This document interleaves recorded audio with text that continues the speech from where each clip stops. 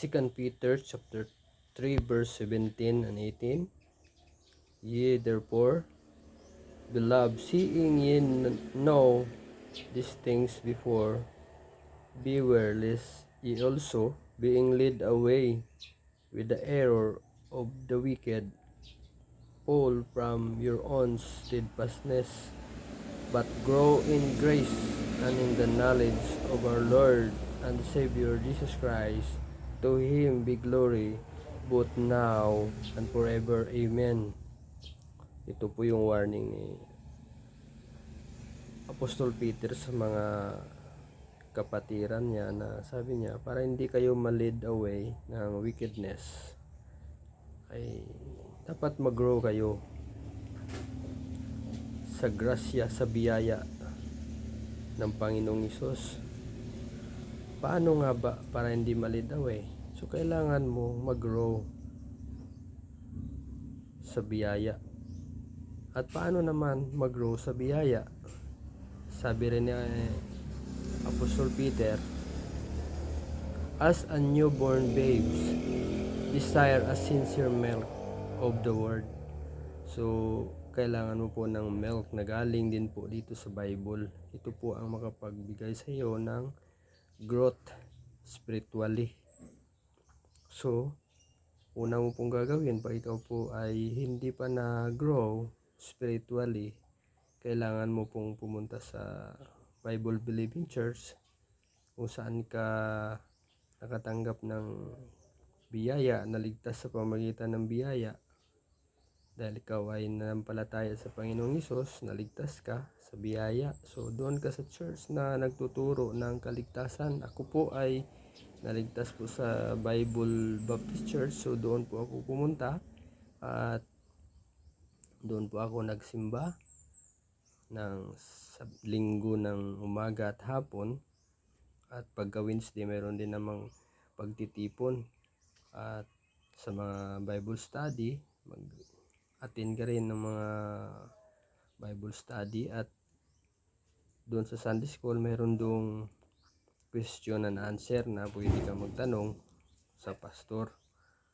Kaya ang pinakamaiging gawin mo ay pumunta ka sa church, magtanong ka sa pastor na, pastor, pwede mo bang akong turuan about sa Bible?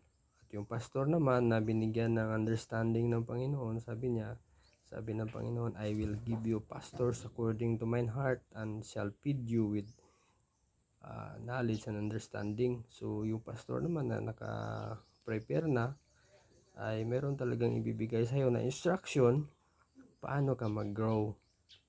So yun po, doon ka sa pastor mo magtanong para bibigyan ka niya ng knowledge and understanding about sa Bible.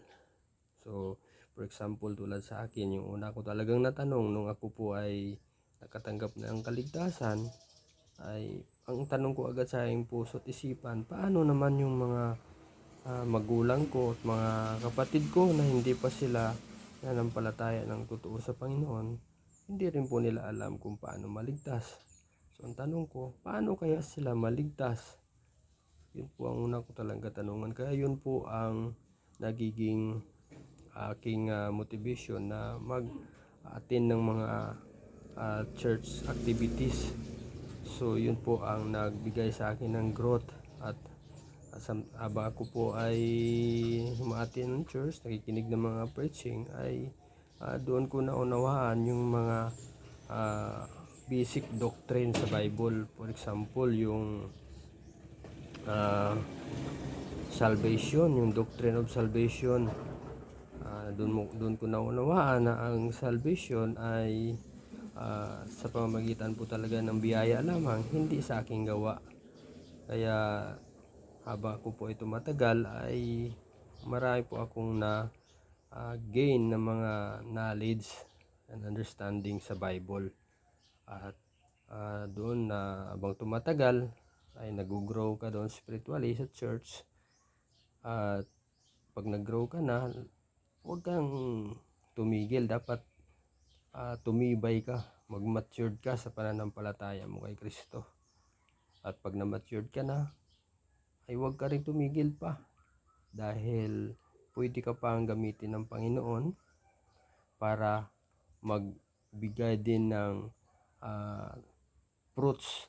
Ibig sabihin, bubunga ka sa pananampalataya mo at ikaw naman yung gagamitin ng Panginoon para yung mga iba na hindi pa nakatanggap ng kaligtasan ay ikaw rin po ang gagamitin ng Panginoon para ma-save sila at mag-grow din sila sa pamamagitan mo at pag-matured at magiging fruitful din sila katulad mo.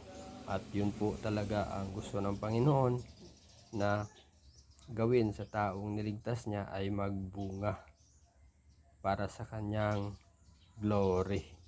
So yun lamang po, sana nabigyan ko kayo ng konting idea kung ano ang gagawin pag ikaw po ay naligtas na.